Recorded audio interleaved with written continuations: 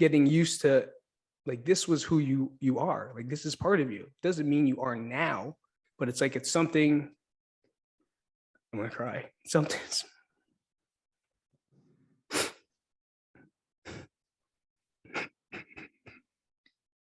Why the fuck did all this have to happen, man? You're good, Pete. Let it out, man.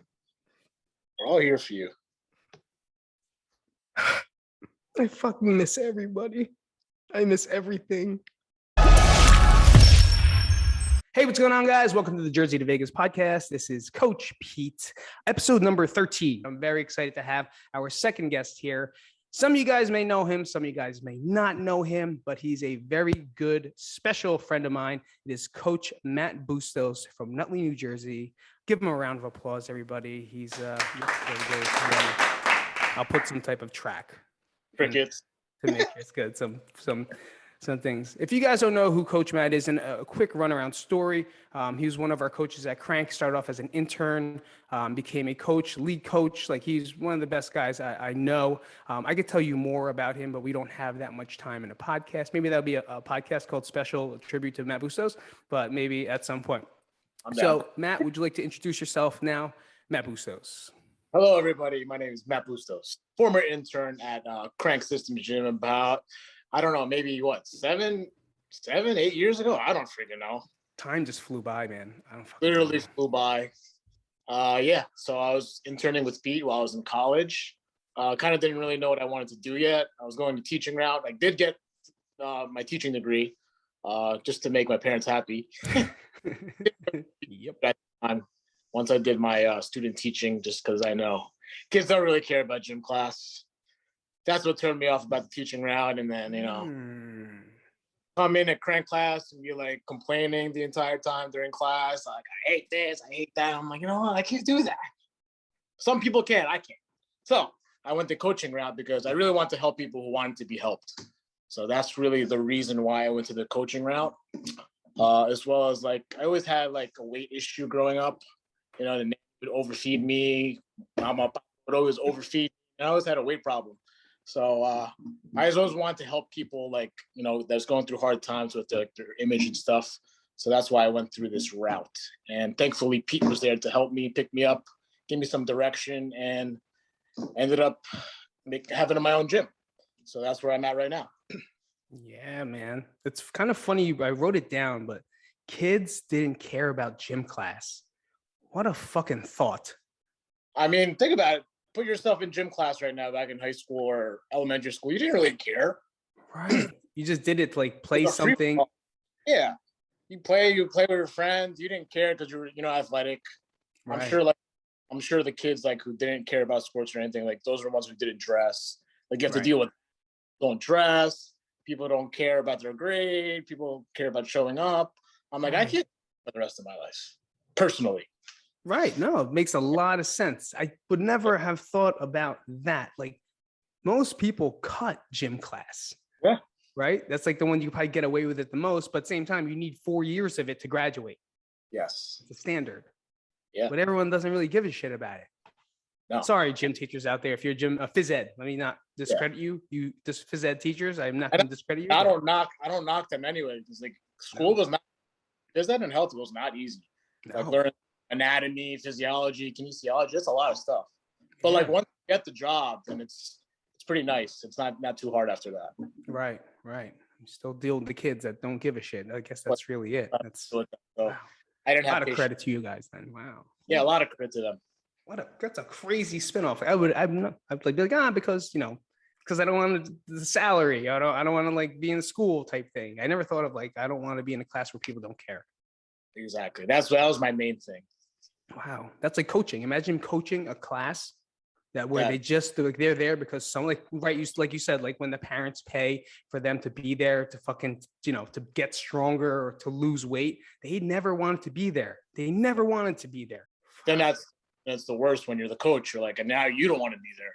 Right. You're what? Wasting my time if you're wasting your time. Right. So. Oh man, that's a good one. So let's spin off that really fast because you did just open your gym. Congratulations, by the way. Congratulations. It's a very nice facility. If you guys haven't, go to Instagram, Boost Performance. I don't want to mess it up. Jay. Boost Performance NJ. Yep. Yes. On Instagram, or I'm sure it's the same thing everywhere else you go, most likely. Branding. All right, cool. It's good. Okay, so let's go back a couple months or probably a year before you actually opened, right? COVID hit. Everything closed. We closed our gym. What did you think? I said, oh shit, what am I gonna do?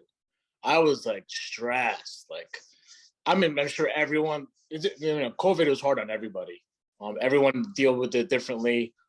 Personally for me, since this is my question, like, I didn't know what to do for like, when COVID was like really bad, like March, April, May.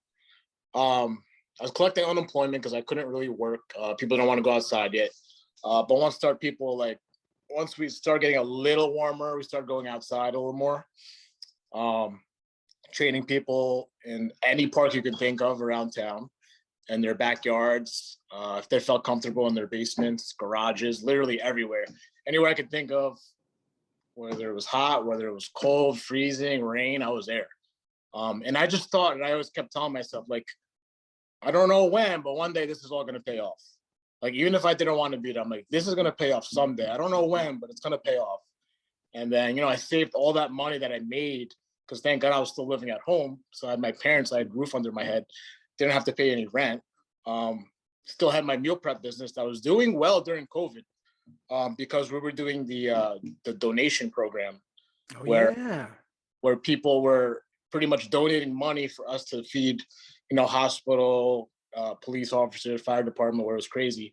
And we were doing really well for those past 3 months. So all that money I saved, and then I had no choice but to open up a gym, because I started getting cold again, like in the wintertime, like December, January. I'm like, I gotta do something, because they can't train outside anymore.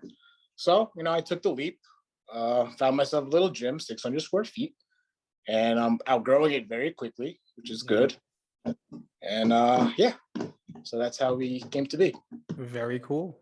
That's a cool little story, right? Most of the time when you do make those bigger decisions, you're in some type of a hold, right? You're some type of, like, whether it's mentally, whether it's financially, you're in some type of it's time to do something. It's almost like not panic, but I don't know the words. My plan A, like, I only had one plan. I had no plan B. I'm like, I have to figure this out. I have no other option. This is what I want to do in my life. Plan A, nothing else. Right. And that's it. 600 square feet. And there's a lot of people who are like, oh man, that's so small. It's like, do you know Joe DeFranco? He was in 600 square feet when he started. And I thought when I made my gym, I'm like, if he can operate out of there, I'm like, I could. Did you take a field trip to his gym, the smaller one with me? Went with you one time, yes, across the field. Yes, and that's like 6 years ago, while he's made it. So if you don't know Joe DeFranco, I said it before, he's a guy that I look up to for strength training, especially with athletes. But at the same time, he started with a 600 square foot gym somewhere in Jersey, Bergen County, where like the bathroom was connected to, it was like there was shit inside the gym. And then he went into a really big warehouse facility, like huge, that everyone wanted to go into. And then more recently, we went to his other gym. It was only like 1,000 square feet. It really wasn't that big. And now he's like, a lot of people think that you have to start at so big when you like get a gym, where it's like, usually you want to start off small, then you go big and you end up going small again. It really kind of depends on the person, or like the quality of the program, I guess. Right. Yeah. I've been seeing that a lot. Like I observe everything. Like there's this, like, people opening up their gyms. I like kind of see like what went wrong, if it went wrong, and what went right. So I'm trying to go the smart route. As bad as I want the big warehouse to start, I also don't want to put myself in crazy debt for years. Right. So I'm starting out small, and then maybe I'll get even a bigger one, maybe 1,000 square feet next, then maybe 1,000 square feet. And then hopefully one day it will be, a big warehouse. Right. But one thing at a time. One thing at a time, man. That's definitely the smart route, because you do observe, and you can tell you're observant. You do still learn a lot. You go out to seminars, no matter, like, if you have a day and a half left. I see you flying out to Florida or wherever all the time. I know you're just in it. I know you're in it to, I don't want to say, that's such a corny t-shirt. I know you're in it to win it, but I'm not going to say it, but I did. But here's a question that kind of asks that. What lesson has your job taught you, meaning current job situation, that you think everyone should learn at some point? What do you think is the biggest lesson that your job has taught you that someone should kind of take away from right now? I think in any business or just life in general, you just need to be a people's person.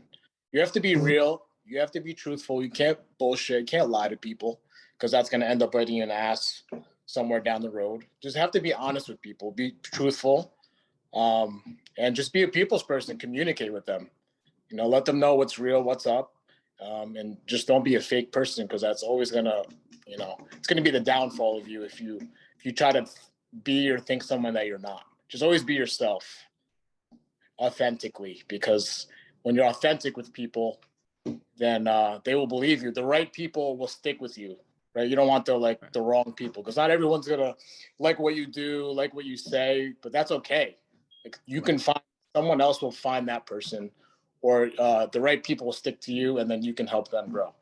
Right. So expand on the word authentic. Like what is it to you? What's authenticity, and how are you authentic in this field? Just being honest and truthful.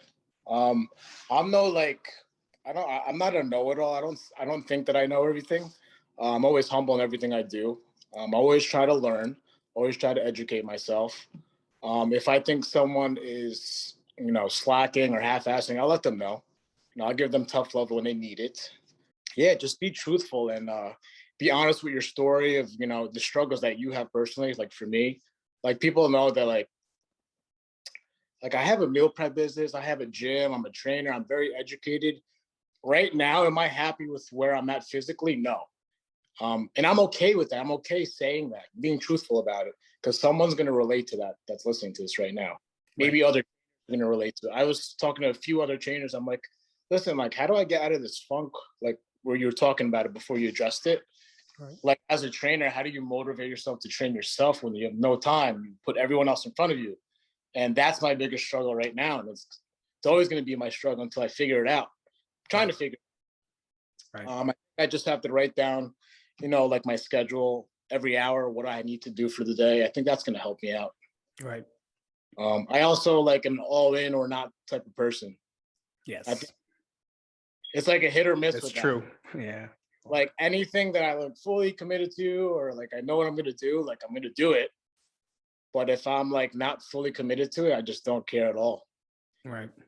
So you are all in, and it's weird because with it's just like anything else, right? It's anyone that works, right? When there's never an equal exchange, and it's hard because you're either your business is going to succeed, but something always falls back, and for you physically, that's kind of what's happening. And the same thing, like if there's someone that has, 8-figure business or 8 figures works all day long, guess what? They're probably not really good at being a father or being a mother. Something always hits that back end, but you're still in the beginning trenches of things. Like, even though it's going to be almost half a year now. Yeah. Like you're going to be fully into that. And the more you get into your procedures and your processes, it becomes more routine, right? And your days become almost like Groundhog's Day. It becomes the same fucking day over and over and over again. And that's when you kind of can insert that new goal or that new situation or new venture, because you're all in. You can't just be like, okay, I'm working out for fun. And then, it's like, I want to fucking see results. I'm not as hard as on myself now, because I just realized it's my first year of business. Right. Like I have to put all into my business right now just to like build that foundation. And once everything is set up, then, I can start, take care of stuff a little more. Still do it. Just can't, it's hard because you're doing it. You're working out when you can, you're doing what you can, but you are, like you said, you're all or nothing. So it's hard to see yourself just do a little bit with nothing happening. It's like you're just doing it, and it's like, you know what, I want to lose 300 pounds. I'm just going to walk and then eat like shit. It's like, you know what I mean? Like, it's kind of the same thing. It's like, you're not going to get the results you want, but you are being healthy by choosing to do things, by choosing to, obviously you definitely live by what you preach. You do what it is you tell people to do, and you can see it. Some people may be like, oh, he's always on Instagram. It's like, no shit, because he wants to show you that he does his shit. Like, that's what he does, and when he makes you do it, now you understand that that's the reason he's doing it. It's because he thinks it's very beneficial for you to do. I don't know why I'm getting mad. I'm getting mad. Something people misunderstand about you. Pretty much kind of like what I just Mm-hmm. what we just discussed. Yeah. Like perfect people. Like, yes, I know I'm a coach. Yes, I know I have two businesses, one a meal prep, one a gym. Like, yes, I'm educated. I know nutrition. I know what to do to lose weight because I've done it before. And that's through experience, just like my past experiences. I know I can do this because I've done it before.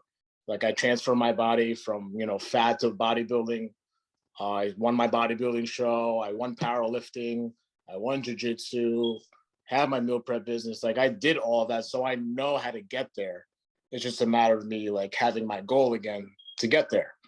People think like I'm perfect all the time. Like I'm not.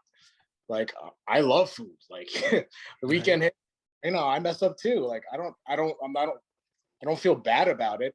You take ownership of what you do. Like, yeah, I probably shouldn't have had that, but I had it anyway. So what? And then a lot of people are just hard on themselves. Like they're not getting the results they want. It just really has to come down to like if you really want it or not. Right. You have to have that hard talk with yourself. And if you really want to get to your goal, you have to be committed. You can't just try. If you really, really want to get to your goal, you just have to be committed. That's all. Right. But yeah, pretty much I'm okay with that right now. I'm okay that I'm not perfect. Right. You're okay because you know the phase. A lot of people are such in a rush to get to what it is that they forget that they're doing the right things. You're doing the right things, but it just doesn't come as fast as you want. So you quit pretty fast. The hardest thing is patience. Yep. Like like say you're in your bodybuilding phase, like every day you want to quit. I wanted to quit every day. Yeah, every day. I have videos on my phone of me crying. I never posted. I will though. Like one day I'll post. Oh, you got one? I have in my car. Like I can't do this anymore. Like I'm quit. And then you just keep going, and then you get there, and it's like, wow, I did it. Right. It's so funny. You talk yourself out of it so much. I watch Coach Wayne all the time. Like, yo, your daily deposits freak me out, but at the same time inspire me. But same time, like inspire me. He's deep into prep right now, so I know how he's. Yeah, he's like 7 weeks out, right? 7 weeks out almost. Yeah, I could tell his face like a week or two ago. You could just tell he was down. I'm like, dude, if you need me, I got you. Yeah. I was like he did the same thing for me when I was deep into prep. Right. If I look like I'm not in there, like don't have me in there. Just tell me, I'll cover. Or you cover.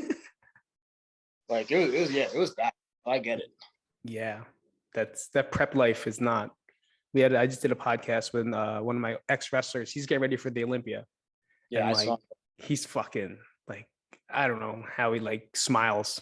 I don't understand. Like, how do you smile anymore? I never used to smile ever. It's because they're posing for fucking magazines and shit. I don't know how they do that when they have like they're in a deficit of like 30%. It's terrible. It's a terrible, terrible life. But they're committed. And that's it. You're doing whatever it takes, no matter how it feels, no matter how hard it is, no matter the struggle, they're still just moving in a direction that they're focusing on. And I think that's the same thing that you're doing with your business, and you can see it, right? It's nonstop action. It's nonstop posting. It's nonstop marketing. Obviously, you're in business. That's all it is, no matter what it is. It's obviously quality care and a good product. And on top of that, the marketing and the patience. Put that together, you get a pretty decent business, and or if not a very successful one. And you're kind of doing all the right things. So I commend you on everything that you're doing. As much as I miss every single person inside that place that I see you post. Yeah, everyone. It's crazy pants. It's crazy. I watch them and I'm like, oh, there they are. It's almost like I'm just watching the back room all the time. Yeah. Like when you walk into like meatheads, like I'm just watching the meatheads. Like I'm just happy to keep most of them like together still, Yeah. I don't want to like, here. Right.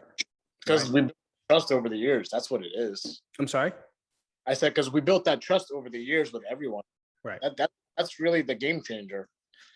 That's it. I think Krank worked. Like it's just like the people, right? You build that trust for them over the years, and then they just trust you and they stick with you. Right. Because you're honest. You fucking tell them when they're right. You tell them when they're wrong. And then you help them because you give a shit about like, yeah, they had a bad day. Well, why? Why did you have a bad day? You know, it's like, it's a shit like that most trainers are just like, oh, let me just make sure I get my clients in, and then that's it. You know, end of the day, it's like, you're not going to have anything that sustains if you really. I'm going to ask you this question: is what do you think your biggest failure in life is, and what did you learn from it so far? Biggest failure. Mm-hmm. I can't really think of like a biggest failure. Like there's times that I failed in things I've done, but it's just a lesson from it and learning from it. I'll think about, all right, so let's throw it back to when I was in college. Okay. Freshman, sophomore year, I almost bombed out of college twice. Like all I did was party freshman year. My GPA was like a 1.5. Like I was literally on brink of getting kicked out of school. I think, and then sophomore year, I think I got a DUI. And I think that was my biggest failure because that was an eye opener for my entire life. Like once I got that, I was like, I got a DUI. I got locked up for a little bit, or just the holding cell. It just felt like very like that wasn't me. You know what I mean? Right. And then I was about to get kicked out of school. My parents put all this money into me to get me an education. And then that from day on, I just like stopped what I was doing, and I was like, I gotta turn this around to my life. So that's what happened. Take school more seriously. I found you. I'm like, oh, I want to get into that and see if I learn anything. Really stuck with that. I worked a few jobs just to put some money in my pocket, but I was just a very, very hard worker. Like, thing I did, I worked hard for. I think that was the point when I was like at my lowest from college.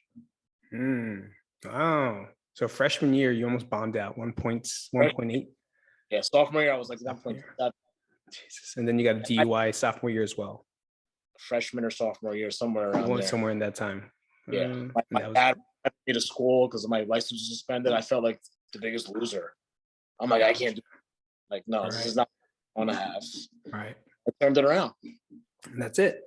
I think that's a great lesson, man. Like, especially if you have kids that are like, maybe graduating, you deal with a lot of kids as well, like high school kids for football that although you may fuck up, which is pretty normal at some point, there's going to be some point where you have to make a decision that it's time for you to change.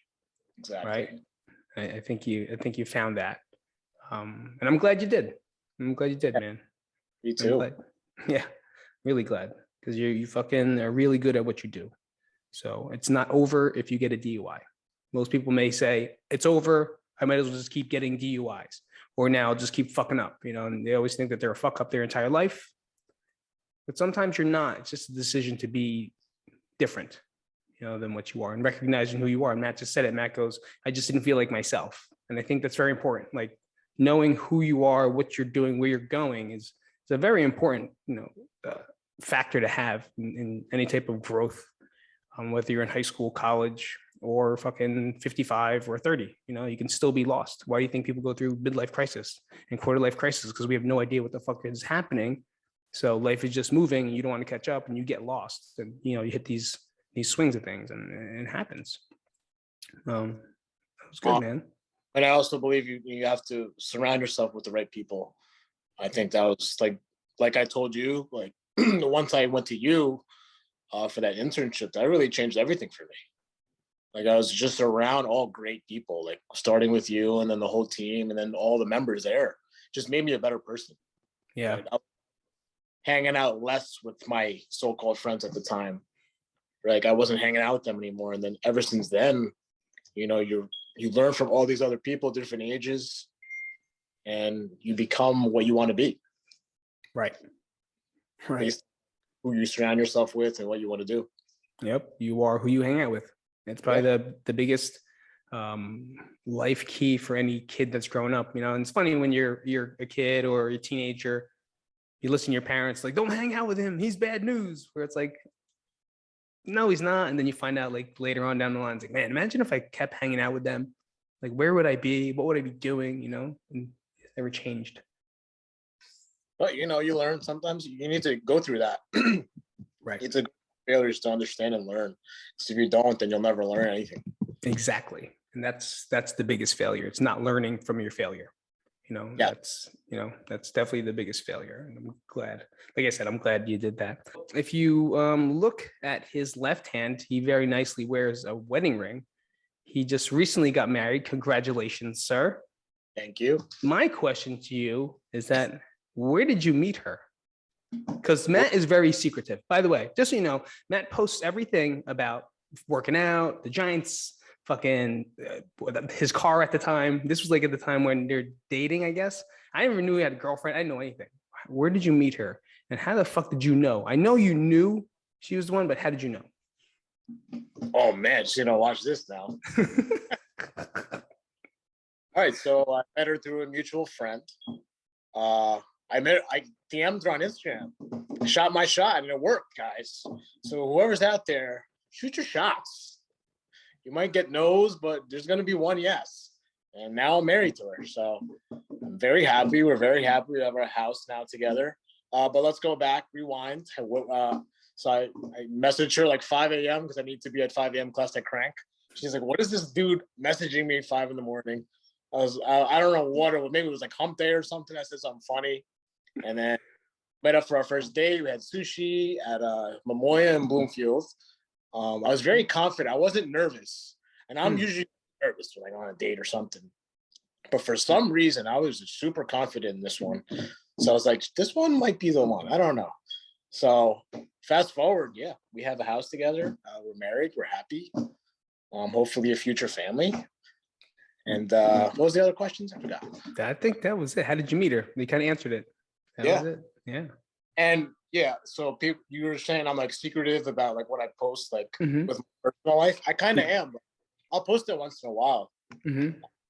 But I know like for me, things that are like super important to my life, I try not to like post it on social media because that's kind of like my own privacy thing. And I feel like a lot of people like kind of just like people who are like a lot of relationships, they're always posting.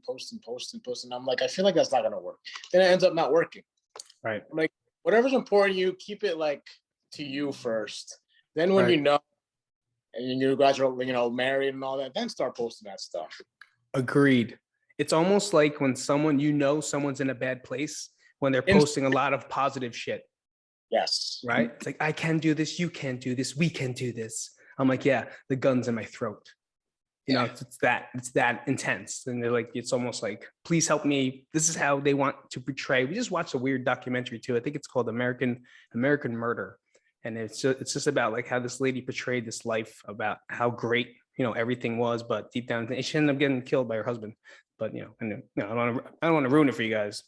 Not that anyone's going to fucking watch it anyway.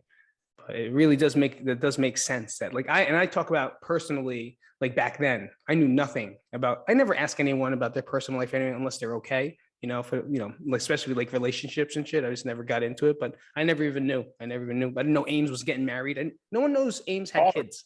Ames, that's a perfect example. Perfect example. I didn't know he had 3 kids. I was like, what? Where'd the third one come from? So what's one question you wish I would have asked, and how would you have answered it? Who asks? Who's asking the question? Me. What's a question you wish I asked you, and then what would be the answer to that question? I wish you asked me, hey Matt, you want to go halves on a big gym with me? And how would you answer that? Hell yeah. Oh my God. I know. Honestly. How do you do that? You know that because over COVID, I was like, hey Pete, kept sending you like places. Found that warehouse in Nutley and the price was good. And you're like, oh, I'm so tempted, but I can't. Right. And I'm like, I'm sticking to your guns, Yeah. But yeah, that's one thing that I kind of wished, but who knows? Yeah, who knows? He just did, guys? He took a shot again. Another shot. He took another shot. Remember that. Right, there's a possibility, like 1%. Right, there is. You actually made me think. You made me think on how does that happen? How does that work? That backfired on me. All right, so did you ask me that question? Can you answer that question for me? Yeah, for me, I'm working on it. I don't know if I see myself doing it again, but I've never thought of the role. This will open my eyes. I never thought of the role about not being around to help open a gym, because I don't know if I can do that. I'm all the way. If you guys don't know, I'm in Las Vegas. If you guys don't know this podcast, I'm here in Matson, New Jersey. I never thought about partnering. I never ever wanted to partner with people. I just had, bad experiences with partners, and I'm probably can be tough to deal with at some point of my life, only because I am so like straightforward when it comes to something. Like if I see it, I'm going. Like it's like the train's gonna keep going, and doesn't. I think that's what happened to me, is that my train stopped without me wanting to stop. So it was hard for me to recover from that, and that's what I'm working on now. So I'm giving myself this time to, like, with therapy, psychiatrist, medication. I was in a bad place, and everyone knows that. So for me, I'm actually working on trying to accept fitness back into my life. Is that weird? Ain't that weird?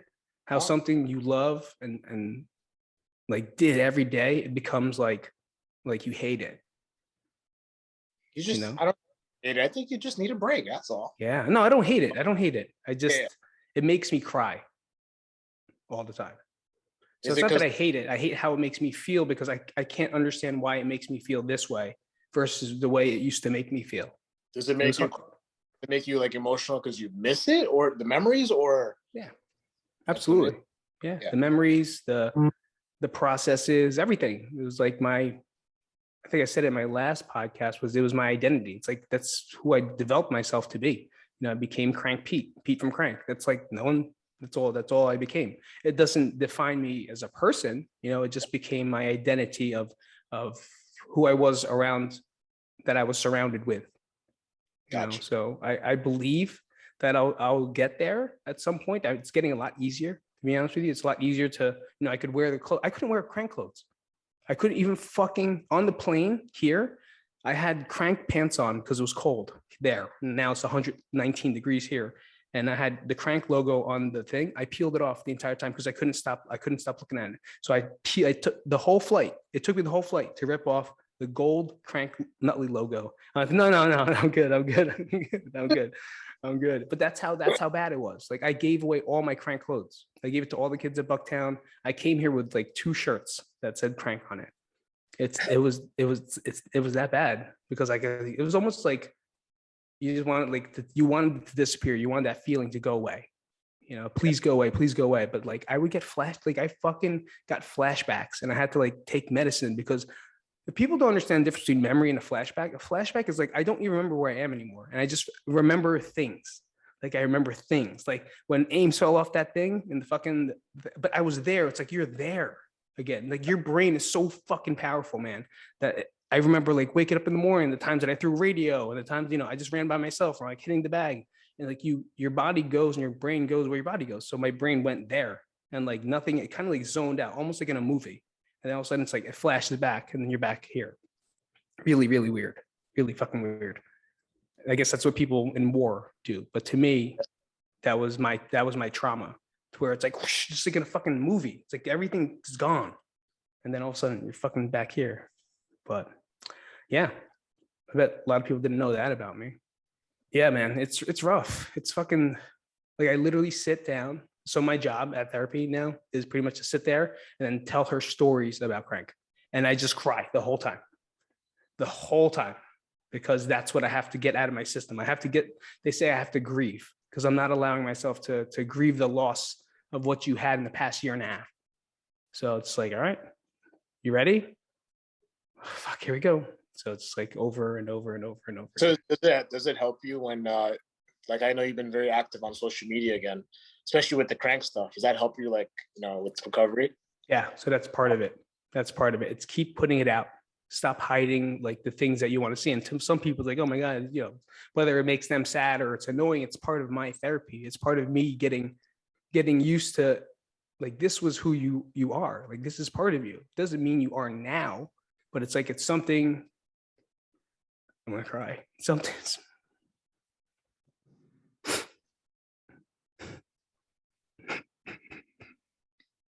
Why the fuck did all this have to happen, man?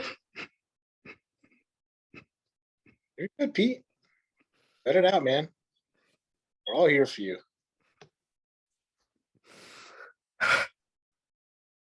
I fucking miss everybody. I miss everything. We all miss you, man. We talk about you every week. Literally every week. I don't say that, but I talk about you every week to everybody. Thank you. You're good, Pete. Yeah. I know. And that's why. Thanks, dude. Of course, man. We love you, man. We just want you to be happy. That's all. No, I'm trying. Yeah. I think you're doing a great job. Did you ask me a question before I cried? Because I don't even remember.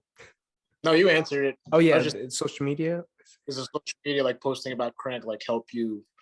Oh, yeah. Yeah. Yeah. It helps you tap into the things that were good. Yeah. That's it. And right now, there's no way I can experience that. Like, I kind of want to talk to anyone here. I like people. Yeah. I have a neighbor. Fucking walk too much. But I don't want to build a relationship, but mainly because like I don't want to fucking it to happen again. It's almost just like when you date, like you're in a big relationship for a long time and also you break up. It's like I don't want to fucking date no one again. So, but it's not that, But yeah, it helps. It helps. It's okay. It's okay to just don't like seclude yourself from it. Even if you like don't know anyone there, don't seclude yourself. It's okay to the right people will come into your life. Right. I actually signed up for an open mic finally. Awesome. I'm gonna do open mic on Wednesday. Just get the fuck out of here. Do something. Where's it at? It's called Wise Guys Comedy Club. Okay. Yeah, it just opened up. So the reason I'm doing it is because here there's such a huge anywhere. It's not clicky, but everyone goes to the same mic. So they develop a group and it's stand up. Like everyone goes here. This is a brand new club. It opens today. So I'm gonna go there tomorrow for the open mic. Just to be like, everyone here is now new. Now this is a whole new field. So like, would this be my place to develop my, hone a craft or just have fun? Really, I just wanted to just have fun. I don't want anything out of this except for like, I'll try material out. That's it. How's Nat? Nat? How's work? Oh, she's good. She hates her job. It's great. So if people didn't know this, Nat we almost went back. So, yeah, we didn't almost go back. She was going to quit her job. So the job that she was at, they flew her in. They're just opening this new warehouse for the company. And she was in there and she was doing it. And the director she was under didn't do anything. So no one helped her. And she just took on this role as like a manager where she really didn't want to. She wanted just, she didn't want to be in charge of people. But the guy was doing such a bad job that they would load all the work onto her. So now she became this underpaid director. And she doesn't know anything about management or supervising or anything like that. So it became so stressful that she would cry all the time. She would cry. She would work from 5 a.m. to almost 6 p.m. And then we go pick her up. Yeah, working in a warehouse, putting it together to build like a structure. And then whenever the things that she learned in New Jersey at the other warehouse, she brought it over to help, they wouldn't implement it. And then it would just fail. And then it would fall on her. So she was like, at the point of, I can't do this anymore. I was like, so let's fucking quit. You could quit and then we'll figure it out. Like, not that we're going to move back. I was like, I don't want to move back and just like give up that fast. I was like, I'll get a job. We'll do this. We'll do that. I was like, but yeah, she almost to the point where she's going to quit. Instead, they wouldn't let her quit. So she went to HR to hand in her 2 weeks. And then in the interview or whatever, when she was talking to the HR person, they said, no, you're not allowed to quit. And then talk to her. Yeah. And asked her why. And then after why, they went to investigation, figured out why. They fired the director. Well, she's the director. Yeah, pretty much, right? And that's why she's really stressed out now, but in a different way, because now she's doing all the work herself. But she's like, I've already been doing this. Yeah. So it's like, what's the difference? I've already been doing this. So let me just, let's see where it goes. And now they just hired another person. I think he starts this week, actually. So, it'll be easier, but she's been having a rough ride. Not gonna lie. Having a rough ride.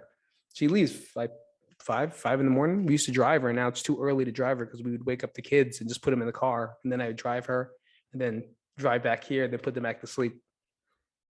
Damn. Yeah. How far is the commute? About 20 minutes.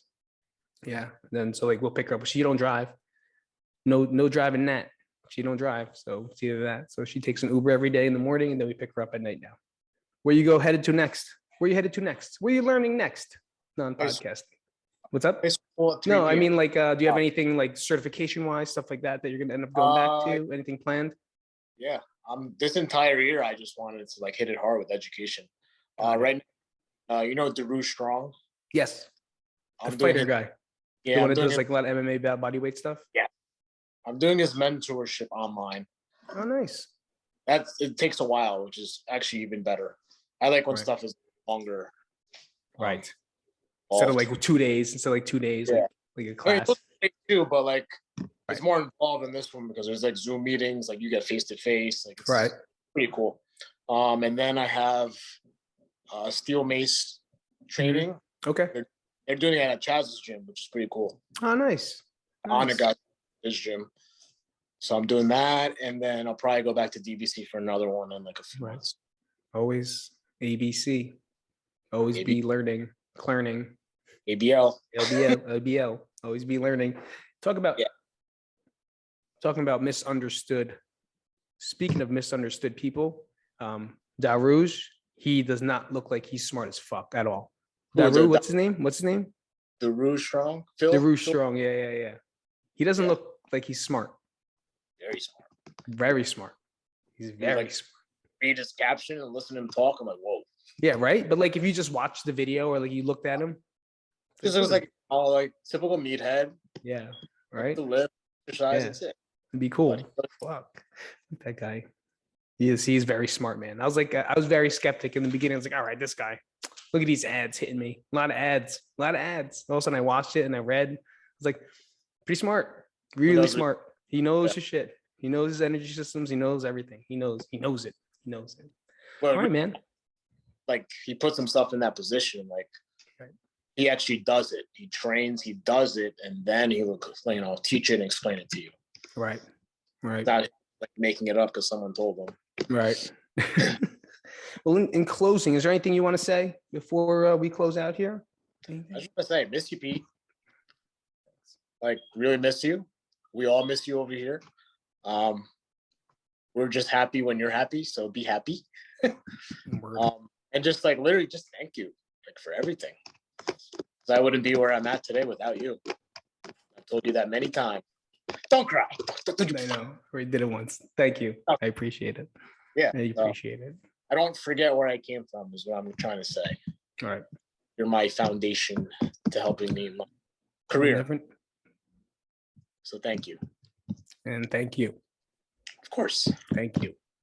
All right, guys. Well, that is the end of a laughing, serious, and a very emotional episode for me here. I'm glad Coach Matt Bustos came out today. Guys, if you haven't, make sure you check him out on Instagram, Facebook, Twitter, Snapchat. Is there Snapchat still? Snapchat once in a while. TikTok. Are you TikToker? Once in a while. Yeah. I hear you on that one. Mainly Instagram. Instagram's just easier for me. DM. He's an Instagrammer. If you need his information, you could always check the link below. If not, go to Bustos Performance. Boost Performance. Such a great name, by the way. Such a fucking smart play on words. Boost Performance NJ. That's at Instagram, correct? Yes, correct. Cool. And it is at 196 Franklin Ave, Nutley, New Jersey. If you have an athlete or you yourself need to, get into shape, athletic perform, whatever the fuck it is, go check it out. And I'm sure that you will be pleased with any result that comes out of it. Guys, Matt, thank you so much for being a part of this. Everyone here. Thank you. Thank you. We will see you guys soon and have a great week. Peace out, everybody. Ciao, guys.